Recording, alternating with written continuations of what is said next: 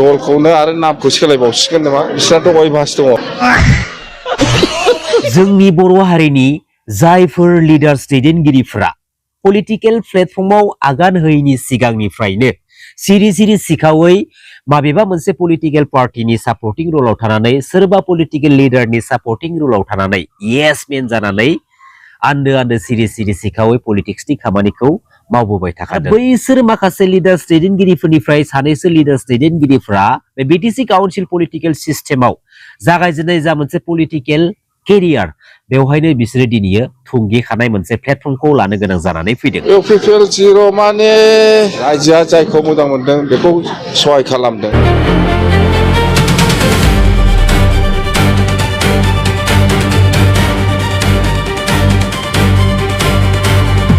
दिनैयो मोनसे पलिटिकेल पार्टीया देरहाखांनायनि उनावहाय बै पलिटिकेल पार्टीनि माखासे वर्कार्सफोरा माखासे सानैसो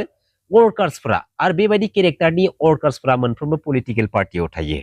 जेब्ला गावसोरनि मोजां मोननाय गावसोरनि पलिटिकेल पार्टीया देरहाखांनानै मोनसे गभर्नमेन्टखौ दानो थाङो। गभर्नमेन्ट दाखांनायनि उनावहाय अन्थाइ महरनि माखासे जेंनाखौ लानानै गावजों गावनि गेजेराव दाङाबाजि जानाय, थिखानि खामानिफोरखौ आंनोबो नांगौ बैनोबो नांगौ, बे थिखानि खामानिफोरखौ लानानै गावजों गावनि गेजेराव बोरखेलायनाय। दा बै अन्थाइ महलखौ लानानै दाङाबाजि खालामग्रा बै थिखानि खामानिखौ आंनोबो नांगौ बेनो मानो होदों जों मानो मोनाखै बेबायदि बाथ्रा बुंनानै गावजों गावनि गेजेराव बोरखेलायनानै थाग्रा बै माखासे सुबुंफोरा माब्लाबाबो मोनसे पलिटिकेल पार्टीनि स्टेन्डार्डखौ पलिटिकेल प्लेटफर्मनि गेजेराव बिसोरो स्ट्रं आरो हाइलाइट खालामनो हाया, लिरनानै होगोन आङो।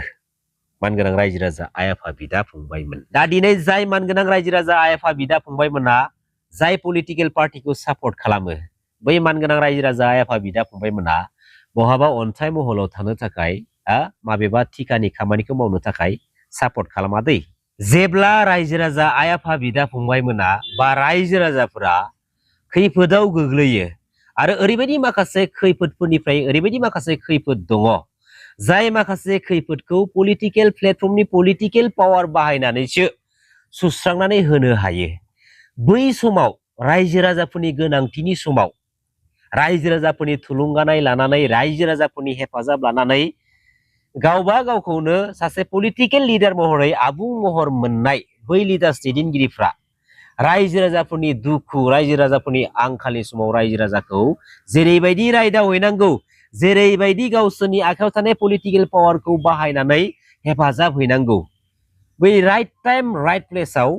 हेफाजाब हैनो हानांगोन। खारन दिनै मोनसे पलिटिकेल पार्टीखौ फोथांनायनि आन्दोआव सोरबा सासे पलिटिकेल लिडारखौ देरहासार खालामहरनायनि आन्दोआव रायजो राजानिनो आखाइ दङ। गोसो जाब्ला बै रायजो राजाया नोंखौ बे पलिटिकेल प्लेटफर्मनिफ्राय आउटबो खालामनो हायो आरो गोसो जायोब्ला रायजो राजाफ्रानो गावबागावनि मोनफा मोनफा बेसेन गोसा भटखौ थुलुंगा होनानै नोंखौ बे पलिटिकेल प्लेटफर्माव लिडारनिबो महर मोनहोनो हायो। बे पलिटिकेल प्लेटफर्मा रावनिबो बिमा बिफानि सम्पति नङा, बे गासै रायजोनिसो सम्पति। बेखायनो रायजो राजाफोरनि थुलुंगानाय लानानै देरहासार जाखांनायनि उनावहाय जाय लिडार्सआ बै रायजो राजाफोरखौनो अपमान खालामो, मानहानि खालामो, गाज्रि बेबहार खालामो, बेबायदि माखासे थासारिफोरखौ फैबाय थानाय समाव बा दा समाव रायजो राजाफ्रा नोजोरथि होलांबाय थानांगौ। खारन रायजो राजाफोरनि थुलुंगानाय मोननानै रायजो राजाफोरनि हेफाजाब लानानै देरहासार जाखांनायनि उनावहाय रायजो राजाफोरखौनो आथिं खिथिग्रा आखाइ खिथिग्रा बै लिडार्स दैदेनगिरिफ्रा जोंनि फैबाय थानाय समनि थाखायनो मोजां जानो हाया आरो बेबायदि लिडार्सफोरखौ पलिटिकेल एन्ड नन पलिटिकेल जोङो आउट खालामनांगोन। आरो मोनसे बाथ्रा, बिपिएफ पार्टीया देरहासार जाखांनायनि उनावहाय बिटिसि काउन्सिल गभर्नमेन्टखौ दालांबाय आरो दिनै बिपिएफ पार्टीया दि देरहासार जालांबाय बेनि खावसे गोबां गेदेर बाहागोनि बिहोमा दङ ससियेल मिडिया प्लेटफर्म। आरो मोनसे मोस्ट इम्पर्टेन्ट बाथ्रा, 17 इयार्स बिटिसि काउन्सिल गभर्नमेन्टखौ सालायबोनाय बे बिपिएफ पार्टीया फैयै फैयै लास्ट 2020 मायथाइसिमहालागे पलिटिकेलि मोनसे गाज्रि थासारियाव थाफैनो गोनां जानानै फैदोंमोन। जेब्ला बिपिएफ पार्टीया पलिटिकेलि मोनसे गाज्रि थासारियाव थाफैनो गोनां जानानै फैदोंमोन, बै समाव बिपिएफ पार्टीनिनो माखासे गोख्रों गोख्रों वर्कार्सफोरा दैदेनगिरिफ्रा BPF पार्टीखौ जेबो जानाय नंला साननानै BPF पार्टीखौ एंगारनानै गुबुन मोनसे पार्टीयाव थांनानै जइन जाहैदों आरो सोरबाया BPF पार्टीखौ एंगारनानै BPF पार्टीनि गोजान जानानै आनज्रायना थादोंमोन आरो बै समावनो ससियेल मिडिया प्लेटफर्मनि गेजेरजों BPF पार्टीनि सापर्टिं रलाव थानानै ससियेल मिडियानि गेजेरजों रायजो राजानिसिम माखासे सैथो पइन्ट्सफोरखौ लानानै बाथ्रा फोस्रावग्रा ससियेल इनफ्लुएन्सारफोराबो गोबां माने गैयानो काउन्टिं खालामजाया साथाम साब्रैसोल' दा दिनै जाय BPF पार्टीनि खैफोदनि समाव ससियेल मिडिया प्लेटफर्मनि जानानै बे सानै साथामसो स्टेन्ड जादों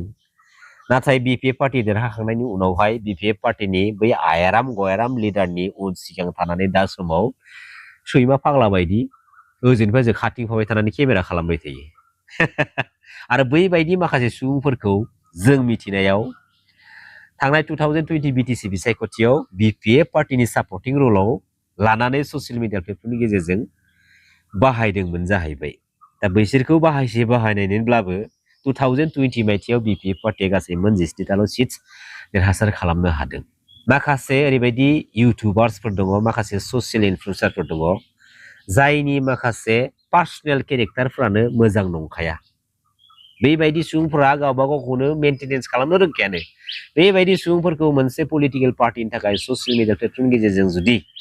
इउज खालामलांबाय थायोब्ला फैबाय थानाय समाव BPF पार्टीनि पलिटिकेल केरियारा डिस्ट्रय जागोन आरो बै समाव आं बायदिखौबो एसेबां गोरलैयै मोननाय नङा जेराव UPPL पार्टीनि सापर्टिं रलाव थानानै जायफोर माखासे आईटी सेल बा इउथ्सफोरा ससियेल मिडिया प्लेटफर्मनि गेजेरजों बाथ्रा बुङोमोन ससियेल मिडियानि गेजेरजों बाथ्रा फोस्रावोमोन जेरैबायदि ससियेल मिडियानि गेजेरजों बाथ्रा बुंनांगौ बैबायदि माखासे बाथ्राफोरखौ बुंनायनि अनगायै माखासे जाथावथारै गनायजाथावै बाथ्रा बुंनायनि थाखाय UPPL पार्टीया ससियेल मिडियानि गाज्रि गोहोम मोननानै बे थांनाय 2025 BTC बिसायख'थिनि गेजेरजों गासै मोन 7 सिट देरहासार खालामनो हादों आरो बे ससियेल मिडियानि गेजेरजोंनो थांनाय 2025 BTC बिसायख'थिनि गेजेरजों BPF पार्टीया मोनसे मोजां गोहोम लाखिनानै बेबायदि मोनसे पलिटिकेल रिजाल्टखौ लाफुंनायाव दिनै साक्सेसफुल जादों आरो मोनसे खोथाबाव BPF पार्टी देरहाखांनानै माखासे ओरैबायदि सुबुंफोर दङ BPFनिनो सानैसो लिडार्स दैदेनगिरि दै स्टार केम्पेइनारफोर बुंगोन सिदा बुंनो थोंजों बुंगोन गाज्रि मोननांगौनि जेबो खोथा गैया गाज्रि मोनोबा मोन आं रावखौबो केयार खालामा आरो आं रावबो लिडारनि आन्दाराव थानानै बाथ्रा बुंनो फैयाखै आरो आंखौ रावबो लिडारा गावनि आन्दाराव लाखिनानै खामानि मावहोनोबो हाया सिदा बाथ्राखा आरो थांनाय BTC बिसायख'थियाव ससियेल मिडिया प्लेटफर्मनि गेजेरजों BPF पार्टीखौ देरहासार होनायाव आंनिबो माखासे बिहोमा दङ सिदा बाथ्रा थोंजों बाथ्राखा आरो सैथोआ बेबो BPF पार्टी हिसाबै BTC दानि चिफ मानगोनां हाग्रामा महिलारि सारा सासे रियेल हिर' सासे सैथो मानसि बियो रावखौबो माइ गाय जुजाय खालामा नाथाय मानगोनां हाग्रामा महिलारि सारनि आगसि आगदा उन सिगां थाफाग्रा सानैसो आयाराम गयराम दं बिसोरो माखासे रायजो राजाफोरखौ जेरैबायदि रायदावनांगौ माखासे रायजो राजाफ्रा मानगोनां हाग्रामा महिलारि सारखौ लोगो हमनो थाङो गावसोरनि सुखु दुखुनि बाथ्राखौ फोरमायनो थाङो बै थांग्रा रायजो राजाफोरखौबो जेरैबायदि रायदावनांगौ जेरैबायदि बेबहार खालामनांगौ बेबायदि बेबहार खालामग्रा बिसोरो सोरखौबा रायना हरो सोरखौबा अपमान खालामना हरो बेबायदि स्टाइलनि मानसिया जुदि ओरै थाबाय थायोब्ला बे मोनसे पलिटिकेल पार्टीनि मोनसे गोथार आयनायाव मोनसे माने गोसोम दागो नाङो दा नैबे मोनसे बाथ्राखौ आं बुंगोन BPF पार्टीया देरहाखांनानै BPF पार्टीनि सानैसो स्टार केम्पेइनारजों आगसि आगदा उन सिगां सानैसो हिनजावफोर दङ मोखाङाव 5 किल' 10 किल' मेकआप दाफबनानै गावखौनो गाव माने सासे स्टार केम्पेइनार महरै बहाबा ओजोंनिफ्राय दाब दाब जायगायाव बिसोर थांथिनानै रायजो राजानि सिगाङाव लेक्सार मारि हैलाबायो BPF पार्टी देरहाखांनानैसो दै खिन्थु BPF पार्टीनि पलिटिकेल मोनसे गाज्रि थासारिनि समाव बैबायदि सुबुंफोरा गैयामोन रायजो राजाफ्राबो नुनो मोनाखैमोन नाथाय BPF पार्टीया देरहाखांनायनि उनावहाय मोखाङाव 10 किल' 20 किल' मेकआप दाफबग्रा बै सानैसो हिनजावफोरखौ BPFनि सानैसो स्टार केम्पेइनारफोरा लाफानानै रायजो राजानि सिगाङाव गसंहोनानै लेक्सार मारि होयो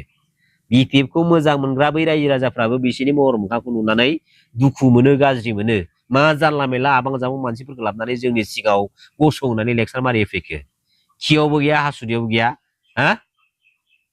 बेबायदि गोबां रोखोमनि बाथ्रा बे माखासे बाथ्राफोरखौ खिन्थु नोजोरथि होदै सिदा बाथ्रा थोंजों बाथ्रा गाज्रि मोननांगौ खोथा गैया मानगोनां रायजो राजा आइ आफा बिदा फंबायमोन गोजोन्थों खुलुमबाय जै बर' हारिनि जै बर' बिमानि